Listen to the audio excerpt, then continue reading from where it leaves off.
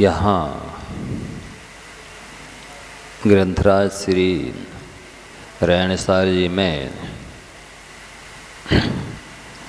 गाथा नंबर 97 मिथ्यात्व सहित मुक्ति का हेतु नहीं है कोई भी व्रतनिया में संयम।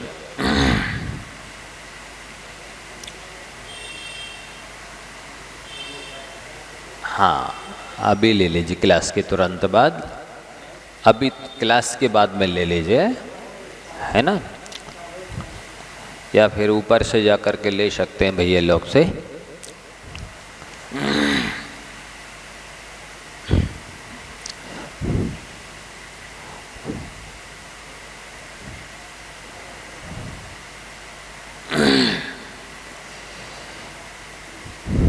गाथा नंबर 97 देखेंगे। तिब्बम काय क्लेशम कुर्वन्तो मिच्छ भाव संयुतो सवर्णोपदेशेषो निब्बाण सोहम न गच्छे। तिब्बम काय क्लेशम कुर्वन्तो मिच्छ भाव संयुतो सवर्णोपदेशेषो निब्बाण सोहम न गच्छे। बोलिए।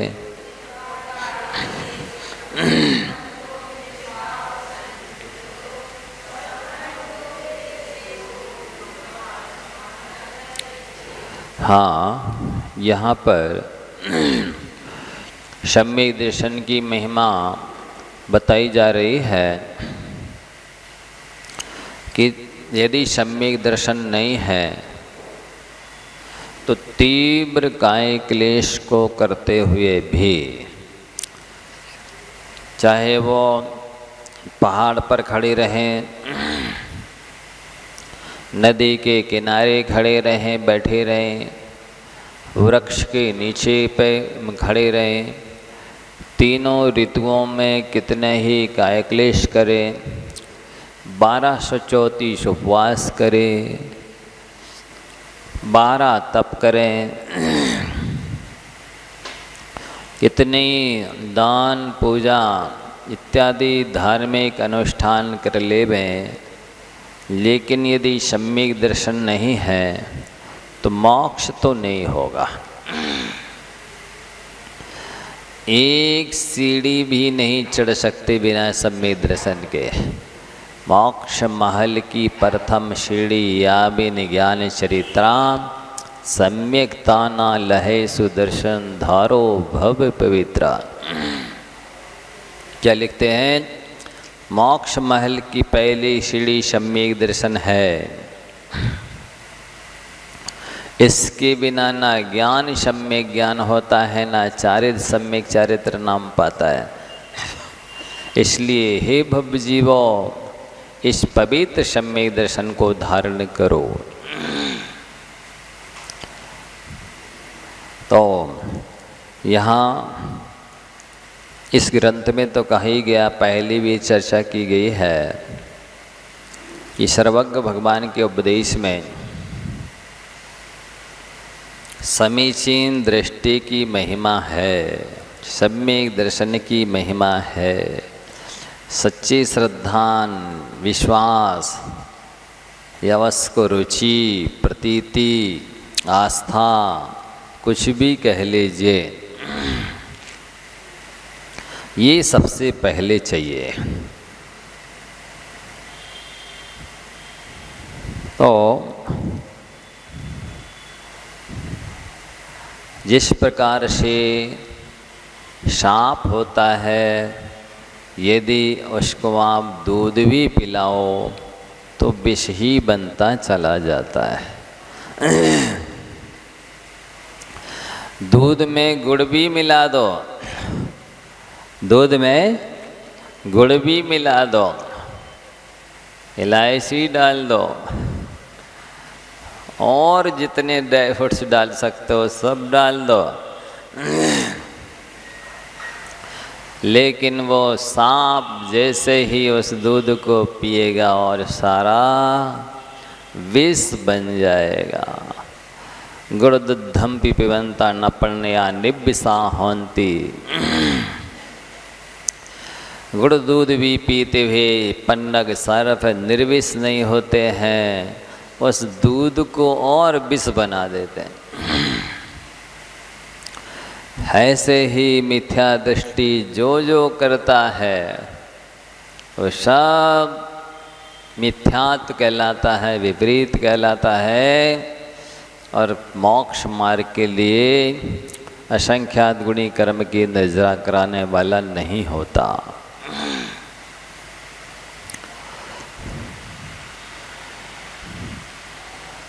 आपको पहले बता गया कि श्रद्धे दी पत्ते दिए रोचे दी तय पुणोये फांसे दी धम्मम भोग निमित्तम न दुषो कम्मक है निमित्तम। जो मिथ्या दृष्टि जीव है, अभव्य जीव है, वे देवशास्त्र गुरु का धर्म का श्रद्धान भी करते हैं, रुचि भी रखते हैं, प्रतीति भी करते हैं, स्पर्श भी करते हैं, लेकिन जितना जो कुछ करते हैं सब भोगों के लिए करते हैं। और भोगों को करने की वजह से उनका वो धार्मिक अनुष्ठान मोक्ष के लिए उपयोगी तो छोड़ो, सम्यक दर्शन के लिए भी निमित्त नहीं बनता। कल आपको बताया गया था कि एक समय में असंख्यात देवता मर रहे हैं। एक समय क्या होता है? काल द्रव्य की सबसे छोटी पर्याय है। कहाँ जा रहे वे सब? मनुष्य तो संख्यात ही है। सारे के सारे एक इंद्रियों में जा रहे हैं, ज़्यादा से ज़्यादा पंचेंद्रिय त्रियंश बन रहे। ऐसी देव पर्याय किस काम की बताइए कि जिसके भोग भोगने के बाद में एक इंद्रियों में चलाया जाए जी। तो बंधुओं, जो थोड़ा भी करो धर्म, लेकिन आत्म कल्याण के उद्देश्य से करो। जिस उद्देश्य से करोगे उस उद्देश्य की पूर्ति होगी। भोगों के लिए करो और धर्म आपका कल्याण हो जाए, सम्यक दर्शन ज्ञान चारित्र की उत्पत्ति स्थिति वृद्धि हो जाए, पूर्णता हो जाए, ऐसा संभव नहीं है। बन सकते हैं, लेकिन वही तो चर्चा की जा रही है। ये कौन मनुष्य बनते हैं जिन्होंने आत्म कल्याण के उद्देश्य से धर्म किया है? वे स्वर्गों से आके मनुष्य बनेंगे। जिन्होंने भोगों के लिए धर्म का सेवन किया है वे तो मर के एक इंद्रिय आदि में चले जाते हैं, पंचेंद्रिय पशु बन जाते हैं। जैसे लौकिक में कहते हैं कि जिंदगी की दौड़ में वे लोग पीछे रह गए जब कहते रहे दौड़ेंगे पर दौड़े ही नहीं हैं। जिंदगी की दौड़ में वो लोग पीछे रह गए जो कहते रहे दौड़ेंगे पर दौड़े ही नहीं। इसी तरह से आत्म कल्याण में वे लोग पीछे रह गए जो लोग कहते रहे हाँ करेंगे करेंगे, पर धर्म आत्म कल्याण के उद्देश्य से किया ही नहीं। हाँ, समय बहुत कम है, आप ये मान के चलिए। कहाँ 33 सागर की सतमंदर की आयु, कहाँ स्वर्गों की 9वें ग्रीव की 31 सागर की आयु, कहाँ भोग भूमि की 3-3 पल्ले की आयु। उसके सामने ये मनुष्य पर्याय की आयु तो आटे में नमक बराबर भी नहीं है। और जब इतनी सी आयु है उसमें भी कितने विघ्न हैं, कितनी समस्याएं हैं। वस्तुतः एक बात को आप और अच्छे से सुन लीजिए, समझ लीजिए। दैव पुरुषार्थ की परीक्षा लेता ही है, भाग्य पुरुषार्थ की परीक्षा लेता ही है कि तुम कितने पुरुषार्थी हो। अश्रेयांसी बहुविज्ञानी नहीं तद अधुना भवत्। छत्र चूड़ामणि एक बहुत प्यारा ग्रंथ है, उसमें नीतियाँ बहुत सारी दर्शाई गई हैं। उसमें लिखी है, उसमें क्या लिखा, अच्छे कामों में तो विघ्न आते ही हैं। ये आज की नई बात नहीं है, ये तो पुरानी रीति है कि अच्छे कामों में विघ्न आते हैं और बुरे काम निर्विघ्न संपन्न हो जाते हैं। क्या अच्छे कामों में विघ्न आते हैं और बुरे काम निर्विघ्न संपन्न हो जाते हैं, ये तो बहुत पुरानी रीति है। तो ये आप पहले से ठान के चलिए, कोई अच्छा काम करने चले हैं, ये आपका पुरुषार्थ है। अब भाग्य आपकी परीक्षा लेगा,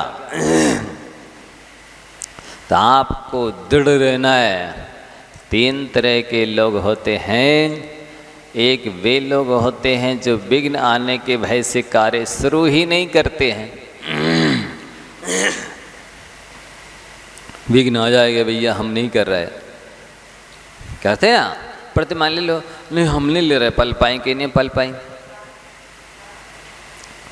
तो विघ्न आने के भय से वो कार्य शुरू ही नहीं करते, वे अधम लोग माने जाते हैं, निकृष्ट लोग माने जाते हैं। दूसरे तरह के लोग वे हैं, ये कार्य शुरू तो कर देते हैं, लेकिन जैसे ही थोड़ी सी विपत्ति आती है, बाधा आती है, बीमारी आती है और छोड़ देते हैं। ये मध्यम लोग हैं। पर उत्कृष्ट लोग तो वे हैं कि सुनियोजित ढंग से प्री प्लानिंग के साथ में कार्य शुरू करते भी हैं और विघ्नों के द्वारा बार बार प्रतिहत होने पर भी कार्य को छोड़ते भी नहीं है। वे महापुरुष प्रशंसनीय होते हैं और वे महापुरुष अपने लक्ष्य को प्राप्त करते हैं। इसलिए अपन को उत्तम पुरुष के लोगों की श्रेणी में आना चाहिए कि योजना बना के कार्य शुरू भी कर देना चाहिए और विघ्न बाधाएं आने पर भी जैसे नदी के बीच में वो चट्टान खड़ी रहती है, कितनी पानी के थपेड़े लगे, कितनी पानी का प्रवाह आए, लेकिन अड़ी खड़ी रहती है पत्थर की शिला। अथवा जैसे पहाड़ होते हैं, झंझावात चलती है, आंधी तूफान चलते हैं, लेकिन फिर भी अडिग खड़ा रहता है। ऐसे जो लोग खड़े रहते हैं वे कार्य की सिद्धि को प्राप्त होते हैं। कायरों के बस की बात नहीं है। जो लोग दब्बू प्रकृति के हैं, डरपोक प्रकृति के हैं, आलसी प्रकृति के हैं, वे लोग किसी भी अच्छे कार्य की माने संपादन करने की योग्यता नहीं रखते। तो आपको एक दिन बताया था कि आपका जीवन रोने धोने से नहीं बदलेगा, आपका जीवन संकलेश आलस करने से नहीं बदलेगा। आपका जीवन दृढ़ संकल्प, आस्था और कठोर परिश्रम, सत्य साधना से बदलेगा। कई लोग रोते धोते बैठे रहते, आस्था होती नहीं, दृढ़ संकल्प होता नहीं। और लिखो, दूरदृष्टि, कड़ी मेहनत, पक्का इरादा जिनका होता है, मंजिल उनको मिलती है। दूरदृष्टि, कड़ी मेहनत, पक्का इरादा, जिसका होता है मंजिल उसको मिलती है।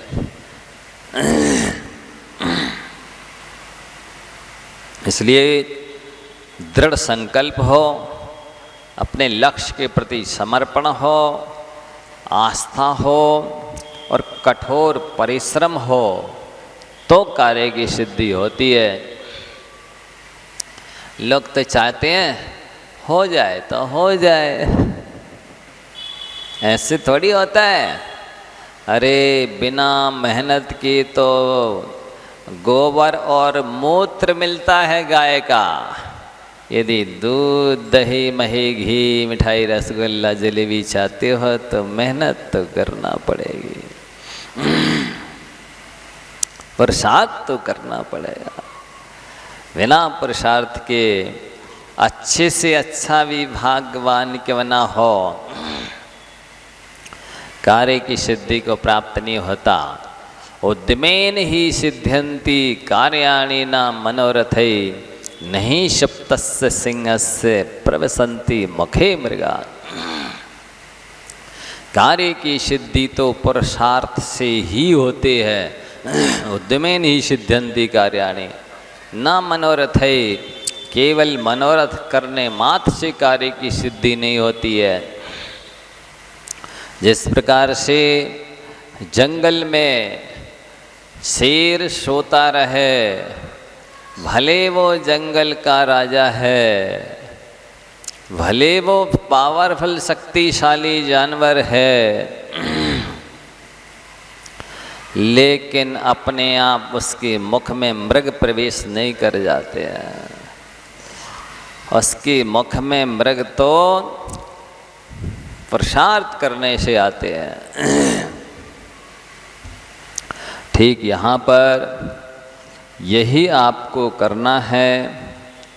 ऐसा विचार करके कि हमने अनादि काल से संसार में है, अनंत परापंच परावर्तन किए हैं और एक एक स्वर्ग में अनंत अनंत बार गए हैं। यहाँ तक कि 9वें ग्रीवक भी अनंत बार गए। वहाँ पर 31 सागर की आयु रही, परम शुक्ल लेसा रही, अवधि ज्ञान रहा, कोई शारीरिक मानसिक वेदना नहीं, पीड़ा नहीं, बीवी बच्चे नहीं पालना, सर्विस बिजनेस नहीं करना। अवधि ज्ञान के द्वारा ढाईदीप के 170 तीर्थंकर एक साथ हो जाए तो उनके 5 कल्याणक देखे, ऐसे अनंत तीर्थंकरों के 5 कल्याणक देख लिए। कितने अनंत। ना तो जाति स्मरण हुआ उससे सम्यक दर्शन हुआ, ना धर्मोपदेश से सम्यक दर्शन हुआ, ना इतने अवधि ज्ञान के माध्यम से पूरे ढाईदीप के पूरे 3 लोक के कृत्रिम और अकृत्रिम जिनालयों के दर्शन से सम्यक दर्शन हुआ। बंधुओं, कितने आश्चर्य की बात है, कितनी सोचने की बात है। कहते हैं जिन बिंब के दर्शन से सम्यक दर्शन होता है, जाति स्मरण से सम्यक दर्शन होता है, धर्मोपदेश से सम्यक दर्शन होता है। उनको 31 सागर तक धर्म ध्यान के अलावा कोई काम नहीं, धर्म चर्चा ही होती रहती है। कितने खेद की बात है, कितने आश्चर्य की बात है। ऐसी अनुकूलता में भी सम्यक दर्शन नहीं हुआ। क्या होता है, एक सागर में अनंत वर्ष होते हैं, ऐसे ऐसे 31 सागर तक ये जीव रहा, अनुकूलता में रहा, शुक्ल लेशा के साथ रहा, अवधि ज्ञान के साथ रहा, सब कुछ रहा। लेकिन ऐसे ऐसे अनंत बार हो आया, 31 सागर की आयु लेकर सम्यक दर्शन तक नहीं हुआ। आत्म कल्याण की बात तो दूर की है। इतना सरल नहीं है ना सम्यक दर्शन प्राप्त करना ना आत्मकल्याण करना जितना लोग समझते हैं। हाँ, सम्यक दर्शन नहीं है तो रागी को आत्मा का दर्शन नहीं। गाथा नंबर 98 देखेंगे। हरायादि मलिजुदाणम नियप्परूपम न दिश्यते किंपि समलादर्शे रूपो न दिश्यते जहाँ तहाँ डेयम। हरायादि मलिजुदाणम नियप्परूपम न दिश्यते किंपि समलादर्शे रूपो न दिश्यते जहाँ तहाँ डेयम। आप कहते हैं, हाँ बोलो।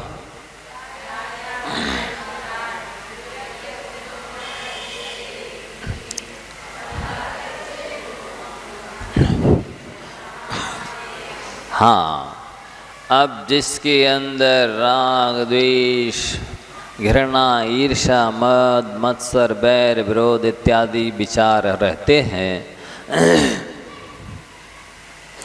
उस जीव को आत्मा का अनुभव नहीं होता है, आत्मा का रूप और स्वरूप नजर नहीं आता है।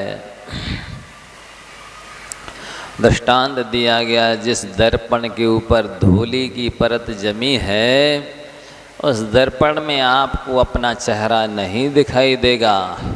जिस पानी में मैल है, उस पानी में आप अपने चेहरा को नहीं देख सकते हैं।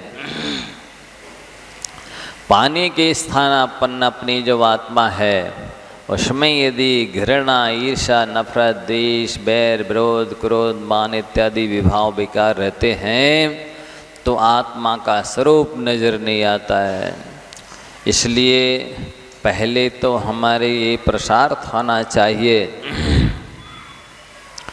कसाय मंद होवे, परिणाम निर्मल होवे, शुभ लेशा होवे, अच्छी बाह्य की व्यवहार कुशलता होवे। आप देखेंगे, जिसका किसी से वैर रहता है, उसको कितनी चिंता रहती है, आकुलता रहती है, बेचैनी रहती है, परिणाम कलुषित रहते हैं। जब एक व्यक्ति से थोड़ा संबंध बिगड़ गया तो ऐसे परिणाम मलिन हो गए, जिनकी अनेकों से नहीं बनती है, अनेकों से बैर विरोध रहते हैं, उन लोगों के परिणाम कितने कलुषित होंगे। इसलिए सबसे पहले बदनम प्रसाद सदनम सदयम हृदयम शुद्धाम मुचो वाचा कर्णम परोपकरणम येषाम केषाम न ते वंद्या। बदन को और अपने चेहरे को प्रसन्नता का घर बनाओ, चेहरे को प्रसन्नता का घर बनाओ। हर समय चेहरे पर खुशी खेलती रहनी चाहिए, क्योंकि संसार में हैं अपन तो प्रतिकूलताएं तो रहेंगी ही। कोई व्यक्ति शमशान में घर बनाए और कहे भैया हमें भूत नहीं देखना है, चुड़ैल नहीं देखना है, खोटे दृश्य नहीं दिखने चाहिए, यहाँ पर श्यार इत्यादि की आवाज़ नहीं आनी चाहिए, मांस इत्यादि की दुर्गंध नहीं आना चाहिए। ये तो सब आएगा जब आपने शमशान में घर बनाया है, तो ये सारी स्थितियाँ तो बनेंगी ही। आप कहो नहीं, हमें तो हर तरह की अनुकूलता चाहिए तब हम धर्म ध्यान करेंगे। अनुकूलता तो हर तरह की बनेगी ही नहीं। पुण्य उदय जिनके तिनके भी नाही सदा सुख साता, जिनकी विशिष्ट पुण्य का उदय होता है, ऐसे भावी तीर्थंकर इत्यादि जो होते हैं, उनके लिए भी विषमता रहती है। फिर आप सामान्य पुण्य के साथ में जन्मे हैं, दुखमा काल में जन्मे हैं, होंडा असरपणी काल में जन्मे हैं, उसमें भी इसका नाम ही है दुखमा। कोई तन दुखी, कोई मन दुखी, कोई धन दुखी दिखे, संसार में सुख सर्वदा काहू तो ना दिखे। यहाँ तो सब तरह की अनुकूलता सुख सुविधा तो नहीं मिलेगी। अब जैसे उस घोड़े की दशा होती कि वो घोड़ा उसको पानी पिलाने के लिए कुएं पर ले गए और रहट चल रही थी, उसके द्वारा पानी आता था कुएं में से, तो रहट के चलने की आवाज़ आए तो घोड़ा पानी न पिए। ऐसी व्यवस्था थी नहीं कि उस पानी को भर दें बाहर और वो पी ले रहे। उस रहट चलती रहट में पानी पीना है, वो रहट की आवाज़ आए तो पानी न पिया है। तो उससे कहे भाई तुझे यदि पानी पीना है, प्यास बुझानी है, तो रहट की आवाज़ तो सहन करनी होगी, है ना। इसी तरह से यदि धर्म ध्यान करना है तो इस प्रतिकूलता में ही धर्म ध्यान करना होगा। अनुकूलता में धर्म ध्यान करने वालों का वो धर्म ध्यान कपूर की तरह उड़ जाता है प्रतिकूलता आने पर। इसलिए ऐसी साधना अभ्यास करते रहना चाहिए कि प्रतिकूलता भी हो फिर भी धर्म ध्यान करो, तब तो कोई साधना है। अनुकूलता में रहने का नाम थोड़ी साधना कहलाती है, हैं? अनुकूलता में रह कर के हम साधना कर रहे हैं, काहे की साधना कर रहे हैं? प्रतिकूलता तो कोई रहने नहीं देते हो आप, सारी का अनुकूलताएं बनवा लेते हो। अनुकूलता में थोड़ी साधना होती है। साधना तो उसे कहते हैं कि प्रतिकूलता हो फिर भी क्षमता रखो तो साधना है, हैं? जो आप के चाहते हो वो नहीं है, फिर भी शांति रखते हो, समता रखते हो, धर्म ध्यान करते हो तो साधना है। ऐसे तो कुत्ते बिल्ली भी बैठे रहते शांत, जब कोई प्रतिकूलता नहीं होती तो कौन से भौंकते हैं बताओ? हैं? कोई कुत्ते बोले बिल्ली भौंकते दिखे कि कोई नहीं है फिर भी भौंक रहे हैं? हैं? कोई अकेले अपने आप से लड़ता हुआ दिखा? दीवालों से लड़ता है कोई? खा पी करके कोई रोता हुआ दिखा? अरे जब प्रतिकूलता दूर कर ली तो अपने आप दुनिया शांत हो जाती है। वृद्धावस्था आ गई, जब शरीर में दवाई नहीं बची तो दुनिया कोने में टिक जाती है। इसमें कौन सी मानता है? जवानी हो, खून गर्म हो, फिर भी शांत रहो, तब तो साधना है। लोगों की अपनी परिभाषा है साधना की कि हमारे हिसाब से एयर कंडीशन होना चाहिए, हम धर्म ध्यान करेंगे। एयर कंडीशन में धर्म ध्यान होता है? ये तो पक्का है कि लाइट कभी न कभी तो जाएगी। क्या आपकी एयर कंडीशन में रहने की आदत है? लगवा देते भाई साहब, हम अपनी तरफ से तो प्रसाद कर लेते हैं, आपको एयर कंडीशन की स्थिति तैयार कर देते हैं। लेकिन अब लाइट चले जाएगी तब क्या करोगे? तब तो गर्मी है, कोई इन्वर्टर चालू करो, कोई जनरेटर चालू करो, कोई हैंड फैन लाओ। ये थोड़ी देर के लिए भी जो लाइट चली गई और उसमें जो आपको बेचैनी हो गई, उसमें तो इतने कर्म बन जाएंगे कि उसको काटने के लिए करोड़ों जन्म लेना पड़ेंगे। आपकी प्रतिकूलता में साधना करने की तो हैबिट है ही नहीं, और प्रतिकूलता तो कभी ना कभी बनेगी। कोई व्यक्ति मान लो आपको हैंड फैन लेकर के खड़ा कर दे में तो भाई साहब उसके भी शरीर लगा है, वो भी कभी भोजन पाने के लिए लघु संग शौच के लिए जाएगा, कभी बीमार पड़ जाएगा। कोई भी व्यवस्था आपके पास खड़ी कर दे में बना दे में 24 घंटे 12 महीने जीवन भर बनी रहे, ऐसा तो नहीं हो सकता।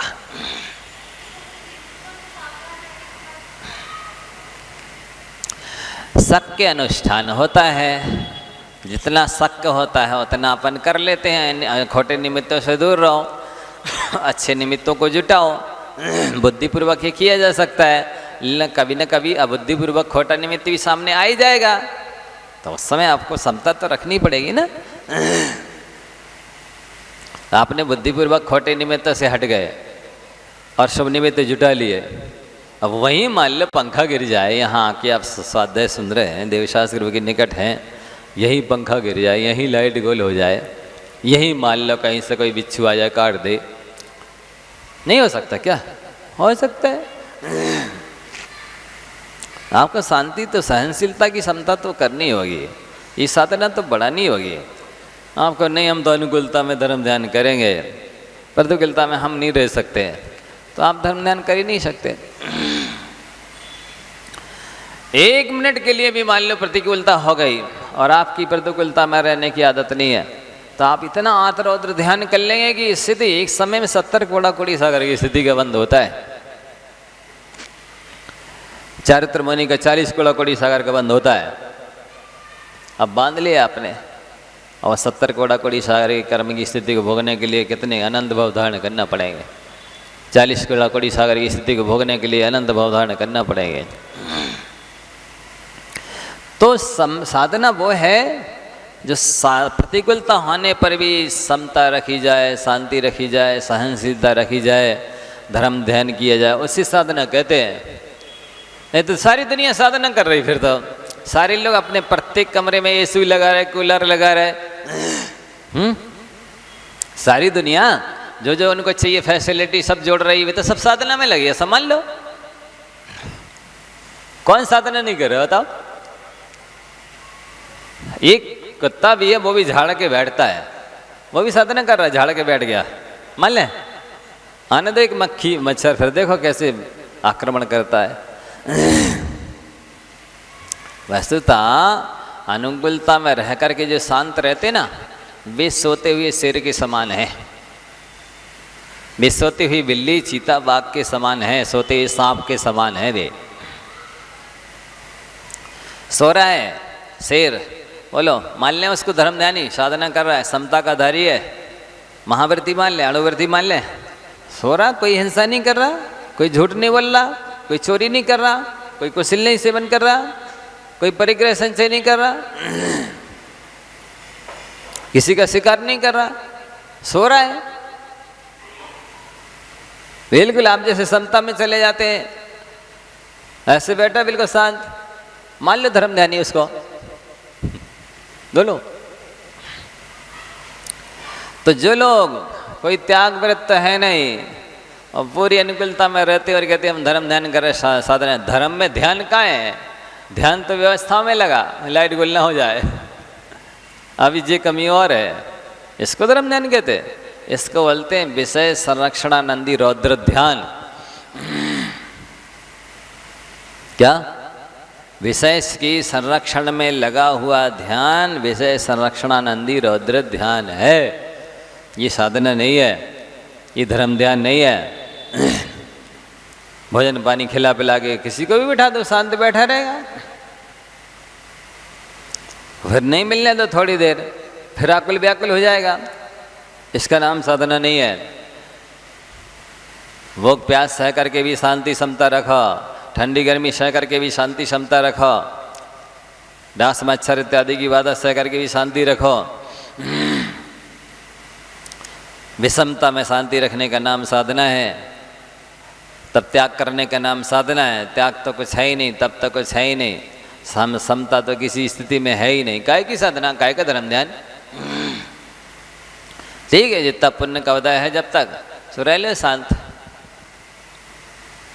ये तो पुण्य भोग रहे हो, क्या कर रहे? ये तो पुण्य भोग रहे हो, पहले से जो लेके आए थे नाश्ता बैलेंस वो खा रहे हो बैठे बैठे, अभी कौन सा नया कमा रहे हो? तो ये यहाँ कहा जा रहा है कि रागादि मल से जो युक्त है, गाथा नंबर 98 है 98, इसमें कहा गया कि जो जीव रागादि मल से सहित हैं उनको आत्मा का स्वरूप दिखाई नहीं देता। जैसे दर्पण के ऊपर धूल जम जाती है तो चेहरा नहीं दिखता, पानी में कीचड़ रहता है तो चेहरा नहीं दिखता, वैसी आत्मा में क्रोध मान माया लोभ रूपी कीचड़ रहते हैं तो आत्मा का ज्ञायिक स्वभाव, आत्मा का सहज स्वभाव दिखाई नहीं देता है। तो इसलिए आपको कहा गया कि आप साधना करो, सहनशीलता बढ़ाओ, हर परिस्थिति में मुस्कुराना सीखो, हर परिस्थिति में शांत रहना सीखो। इसका नाम साधना है। हर परिस्थिति का वेलकम करना सीखो, है नहीं? मित्रों के लिए वेलकम आइए और शत्रुओं के लिए वेलकम इधर आइए, इसका नाम थोड़ी वेलकम है। एक से ही हाथ करो दोनों के लिए, तब तो वेलकम है। एक के लिए ऐसा करते, एक के लिए ऐसा करते हो, ये समता नहीं है, ये साधना नहीं है, ये सहनशीलता नहीं है, ये वैराग नहीं है, ये सब में ज्ञान नहीं है। तो वदनम प्रसाद सदनम, क्या करना साधना आप लोगों को? आज से मन चेहरे को प्रसन्न रखना हर स्थिति में, हानि हो, लाभ हो, जन्म हो, मरण हो, अपमान हो, सम्मान हो, कैसी भी स्थिति बने आपको समता रखनी है, प्रसन्नता रखनी है। इतनी सी चीज़ नहीं रख सकते, प्रसन्नता को सुरक्षित नहीं रख सकते हैं? अरे आप जब लोग फोटो उतरवाते हैं ना आप लोग, तो क्या बोलता है फोटोग्राफर? स्माइल फेस प्लीज, हैं? जितने में वो फ्लैश चमका रहा है उतनी देर के लिए आपने स्माइल फेस किया तो फोटो अच्छी आ गई। हमेशा मुस्कुराओगे तो जीवन अच्छा क्यों नहीं बनेगा, भविष्य उज्जवल क्यों नहीं बनेगा? हैं? बोलो, जरा सा मुस्कुराने से फोटो अच्छी बन सकती है तो हमेशा मुस्कुराने से जीवन और भविष्य उज्जवल कैसे नहीं बन सकता है? कोशिश करो। लेकिन क्षणे रष्टा क्षणे तुष्टा रष्टा तुष्टाश्च क्षणे क्षणे अब व्यवस्थित चित्ता नाम प्रसादो भी भयंकरा। अनुकूल व्यवहार हो गया, तुष्ट हो गए, जरा सा प्रतिकूल व्यवहार हो गया, असंतुष्ट हो गए। बात बात में राग द्वेष हर्ष विषाद चलता रहता है। ऐसे लोगों की तो प्रसन्नता भी खतरनाक होती है। इसलिए सदैव हृदयम साधना बताई जा रही है। चेहरे को प्रसन्न रखना है। इसकी व्याख्या बाद में देखेंगे अपन, प्रसन्न चेहरा रखने से कितना क्या क्या लाभ होता है आप देखिए। और प्रसन्नता को बरकरार रखने के लिए आपको क्या क्या सहना पड़ेगा, क्या क्या करना पड़ेगा, आप साधना कीजिए। और हृदय को दया सहित बनाने के लिए आपको कितनी पौरुष साधना करनी होगी आप देखिए। सुधा मोचो वाचा, और आपके मुख से अमृत के तुल्य वचन निकलते रहें सबके प्रति। इसके लिए देखिए आपको कितनी साधना करना पड़ेगी। और कर्णम परोपकरणम, कुछ करो तो परोपकार करो। इसके लिए देख लिया आपको कितना त्याग करना पड़ेगा, कितने हृदय की विशालता करनी होगी, कितनी उदारता लानी होगी, कितना समय श्रम देना होगा। करके देखिए 4 बातें, आगे की बात आगे करते हैं।